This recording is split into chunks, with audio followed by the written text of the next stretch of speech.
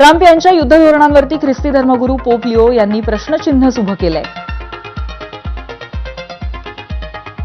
Trump यांचे हात रक्तानं माखलेले असं पोप लिओ यांचं म्हणणं आहे. देव युद्ध करणाऱ्यांच्या प्रार्थना ऐकत नाही असंही पोप लिओ यांनी म्हटलंय.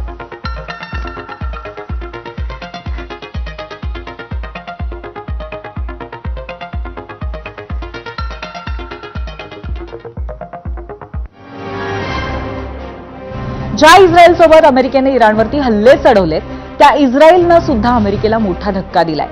इस्रायलचं लष्कर अमेरिकेसोबत कोणत्याही प्रकारच्या जमिनी कारवायांमध्ये सहभाग घेणार नाही अशी भूमिका आता इस्रायलनं घेतली आहे आणि ही भूमिका घेण्यामागची 2 कारणंही दिली आहेत. इस्रायली माध्यमांनुसार इस्रायलच्या सीमा सुरक्षित ठेवणं हे त्यामागचं पहिलं कारण आहे. तर बाजूला लेबननमध्ये हेजबुल्लाच्या विरोधात मोहिमेकडे लक्ष न हटवणं हे दुसरं कारण आहे. पण याचा अर्थ इस्रायल हवाई आणि समुद्री मार्गे इराणवरती करत असलेले हल्ले थांबवणार असं मुळीच नाहीये. इस्रायलच्या या भूमिकेमुळे जर इराणमध्ये अमेरिकेनं जमिनी कारवाई केली तर त्याचा पूर्ण भार अमेरिकेवरच पडेल इतकं मात्र नक्की. डोनाल्ड ट्रम्प यांच्या विरोधामध्ये जगातून रोष पुढे येत असताना अमेरिकेकडनंच हे युद्ध आणखी तीव्र होईल असंही चित्र सध्या दिसतंय. आतापर्यंत अमेरिकेने हवाई आणि जलमार्गाने इराणला लक्ष्य केलं. आता मात्र जमिनी मार्गाने सुद्धा इराणवरती हल्ला करण्याच्या तयारीत ट्रम्प असल्याचं कळतंय. ही माहिती आलेली आहे न्यूयॉर्क टाइम्सच्या माध्यमातून आणि या अहवालामध्ये न्यूयॉर्क टाइम्सने म्हटलंय की पेंटेगॉनचं ऑपरेशन ग्राउंड तयार आहे.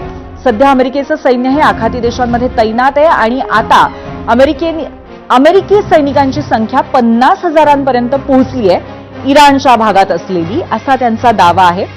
काय नक्की म्हणतोय न्यूयॉर्क टाइम्सचा हा अहवाल ते आपण पाहणार आहोत. त्यासाठी आपण जाऊयात आपल्या मीडिया सेंटरला.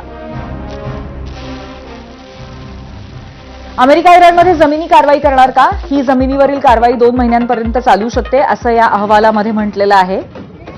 संपूर्ण इराणवरती हल्ला करणं हा उद्देश नाहीये या कारवाईचा किंवा नसेल किंबहुना. जमिनी कारवाईसाठी काही विशिष्ट लक्ष्य ठरवलं जाईल. विशेष दल इराणच्या भूमीवर छापे टाकण्याच्या तयारीत असल्याचं कळतंय. खर्क बेट ताब्यात घेण्याचा प्रयत्न अमेरिकन सैन्याकडनं केला जाईल असंही कळतंय. ऑपरेशन खर्कसाठी 2200 विशेष दलाचे जवान आदेशांची वाट पाहत आहेत इतकं या अहवालामध्ये अगदी स्पष्टपणे लिहिण्यात आलंय.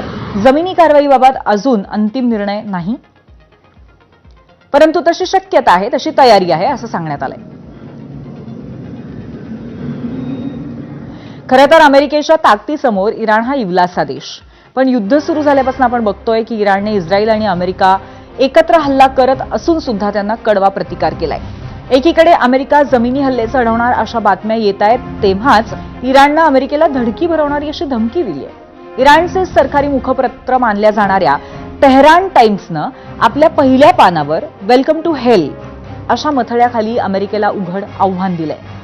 हेल अर्थातच नर्क म्हणजेच लेखाचा